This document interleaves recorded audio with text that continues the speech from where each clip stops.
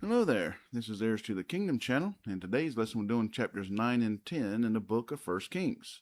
If you're new to this, the Bible study channel, going through the King James Bible, not skip anything as Scripture's command. So if you would, like, subscribe, and share this content, and let's get started.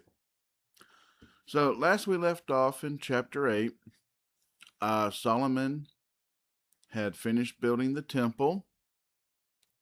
That was kind of like the end of 6 and 7. Then they brought the Ark of the Covenant, which now says the only things left in the Ark is the 10 Commandments that Moses put in there.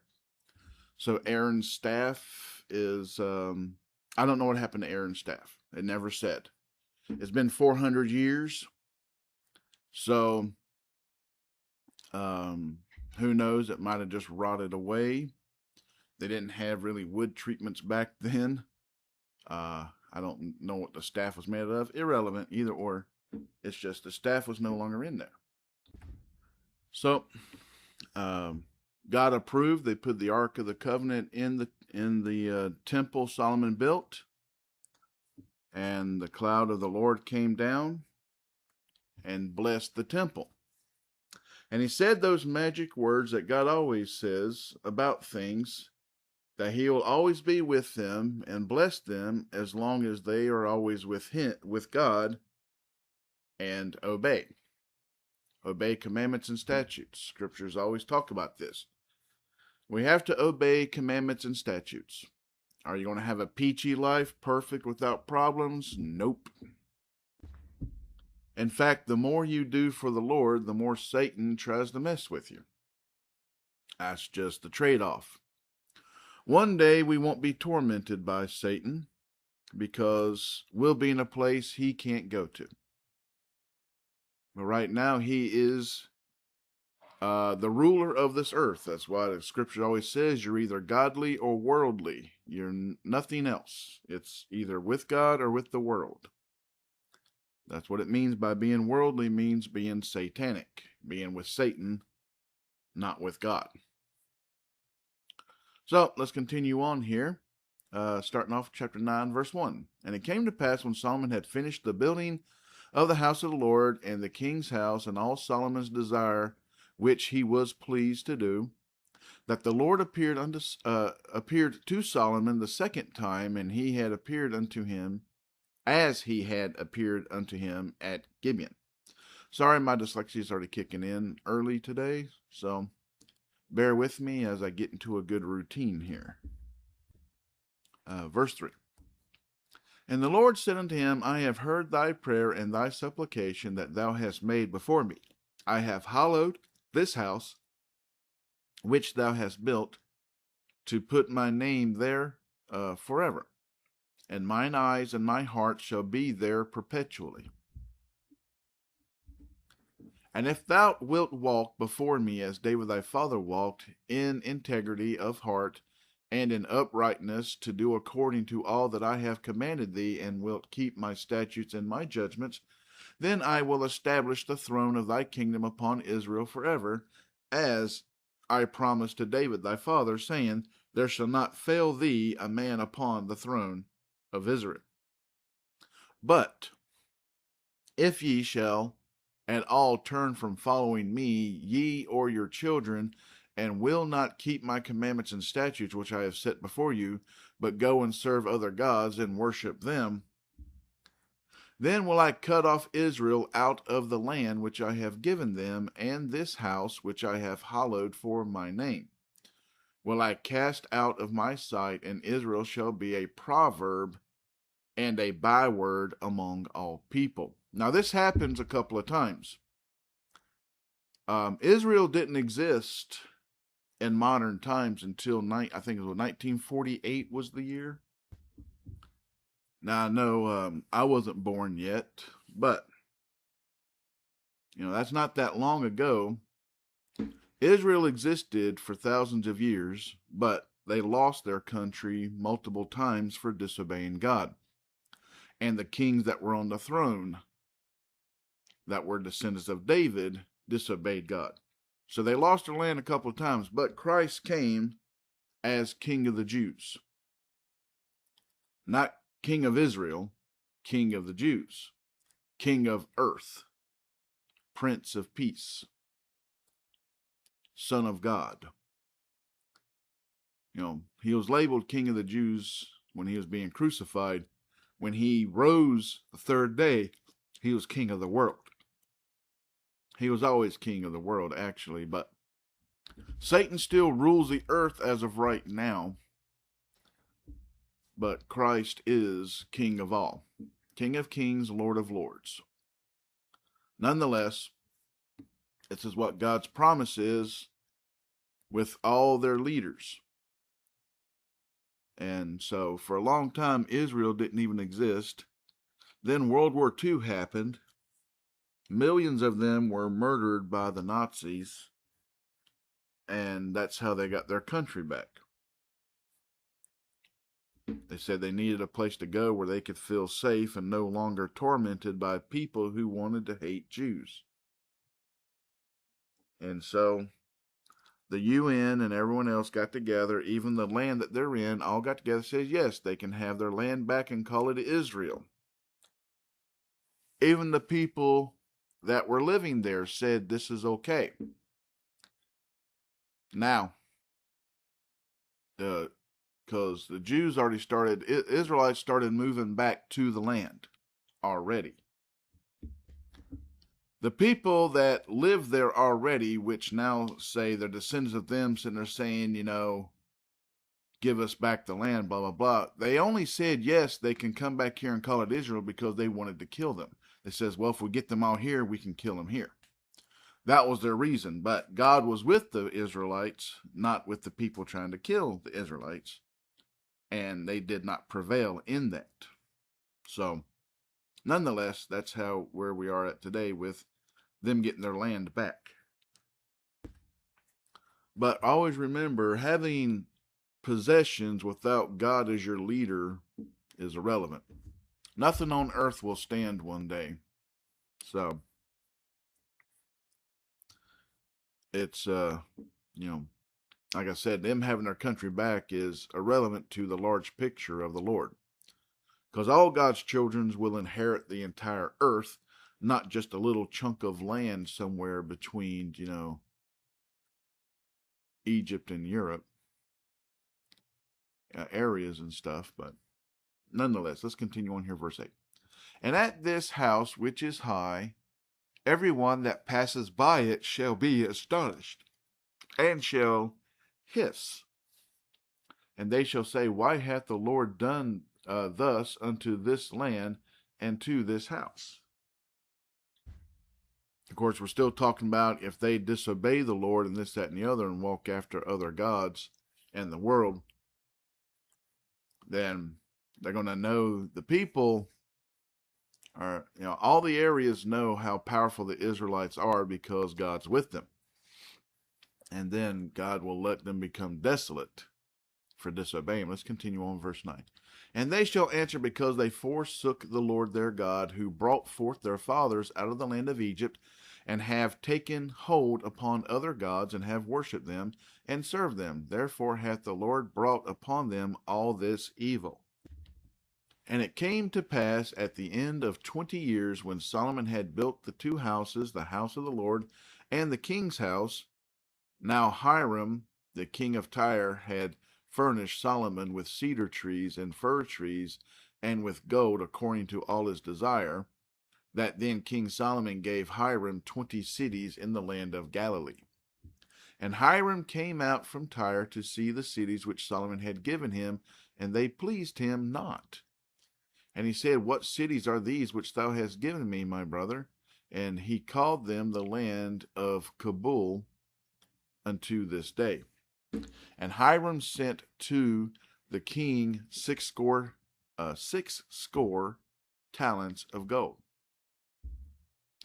And this is the reason of the levy which King Solomon raised, for to build the house of the Lord, and his own house, and Millo, and the wall of Jerusalem, and Hazor, and Megiddo, and Gezer.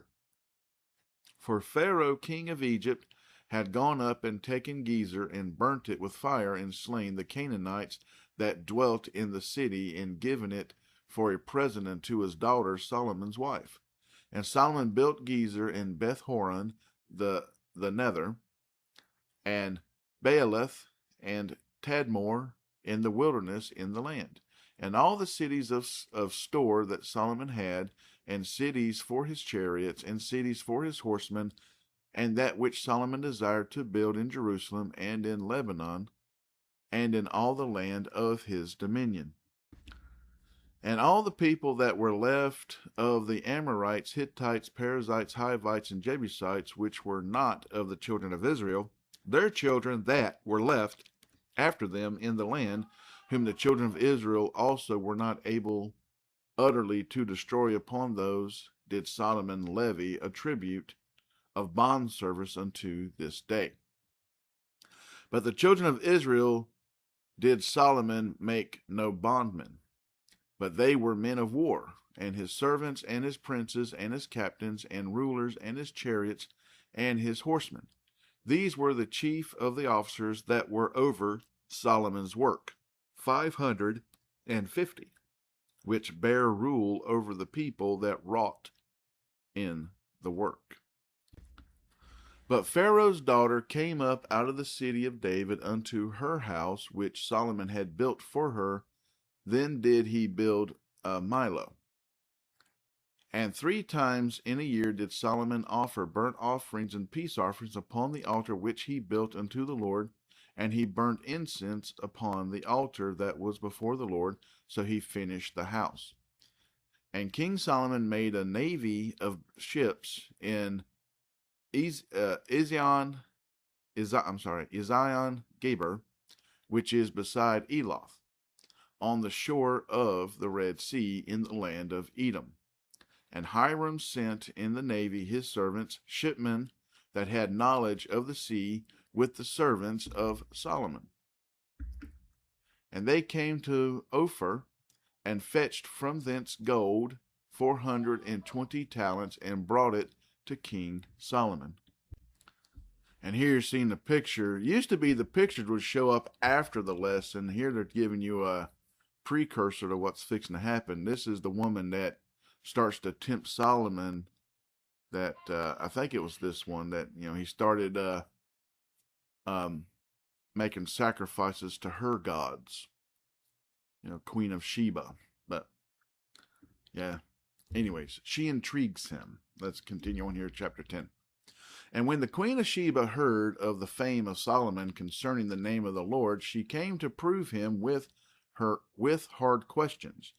And she came to Jerusalem with a very great train, with camels that bear spices, and very much gold in precious stones. And when she was come to Solomon, she communed with him of all that was in her heart. And Solomon told her all her questions. There was not anything hid from the king, which he told her not. And when the queen of Sheba had seen all Solomon's wisdom, and the house that he had built, and the meat of his table, and the sitting of his servants, and the attendance of his ministers, and their apparel, and his cupbearers, and his ascent by which he went up unto the house of the Lord, there was no more spirit in her. And she said to the king, It was a true report that I heard in mine own land of thy acts and of thy wisdom. Howbeit I believed not the words until I came, and mine eyes had seen it, and behold, the half was not told me. Thy wisdom and prosperity exceedeth the fame which I heard. Happy are thy men, happy are these thy servants, which stand continually before thee, and that hear thy wisdom. Blessed be the Lord thy God, which delighteth in thee, to set thee on the throne of Israel, because the Lord loved Israel forever. Therefore made he thee king to do judgment and justice. And she gave the king 120 talents of gold, and of spices very great store, and precious stones, there came no more such abundance of spices as these which the queen of Sheba gave to King Solomon. And the navy also of Hiram that brought gold from Ophir brought in from Ophir great plenty of almug trees and precious stones. And the king made of the almug trees pillars for the house of the Lord and for the king's house, harps also and psalteries for singers. There came no such almug trees, nor were seen unto this day. I don't know what an almug tree is, but moving on, 13. And King Solomon gave unto the queen of Sheba all her desire, whatsoever she asked, beside that which Solomon gave her of his royal bounty. So she turned and went to her own country, she and her servants. Now the weight of gold that came to Solomon in 1 year was 666 talents of gold. Beside that he had of the merchantmen and of the traffic of the spice merchants, and of all the kings of Arabia, and of the governors of the country. And King Solomon made 200 targets of beaten gold, 600 shekels of gold went to one target. And he made 300 shields of beaten gold, 3 pounds of gold went to one shield. And the king put them in the house of the forest of Lebanon. Moreover, the king made a great throne of ivory and overlaid it with the best gold.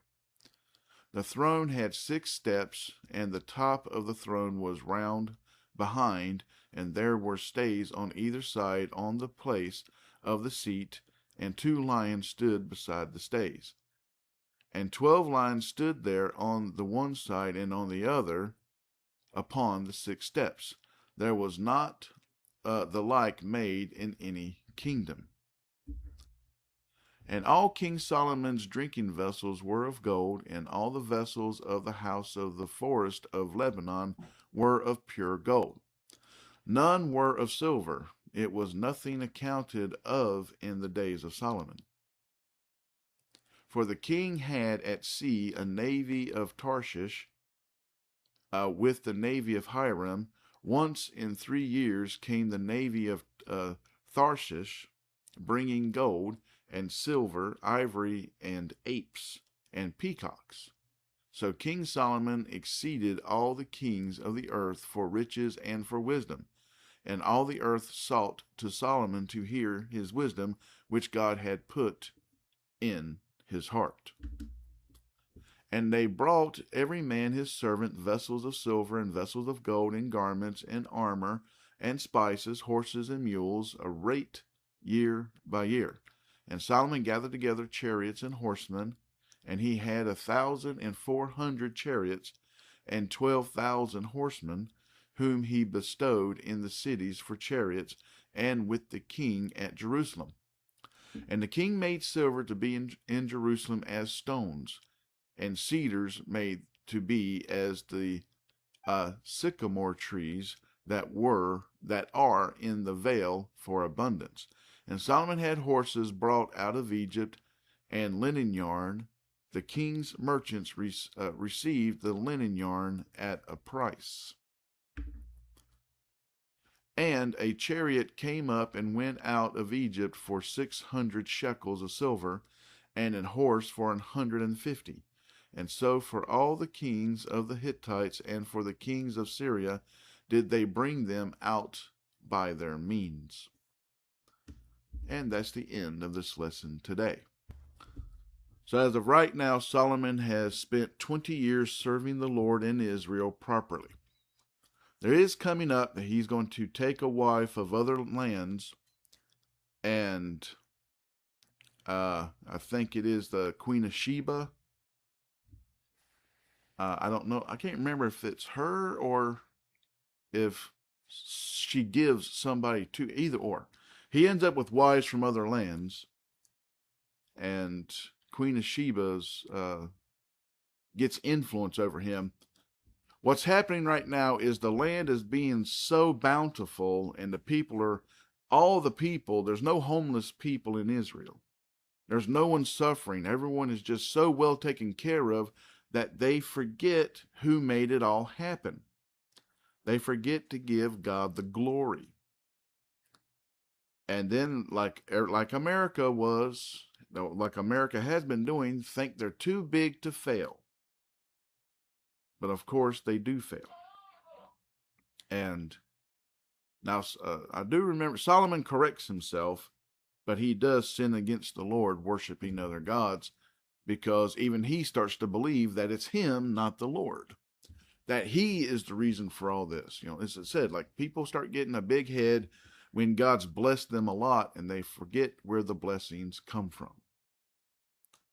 And that's why we always pray, that we don't forget where blessings come from. We don't forget who Christ is and what he did for us. We don't forget who God is and his wrath and his love. We don't forget about heaven and earth. We don't forget things. That's why we pray, to make sure we always stay in remembrance of whom is actually on the throne. So, like I said, there's always something to pray about. And never forget to give God all the praise, glory, and worship, and thanks and everything, the good, the bad, the ugly, and the indifferent. But, like I said, that's the end of this lesson. Hope you enjoyed it. We got more to come. So, until then, God bless, good day, and goodbye.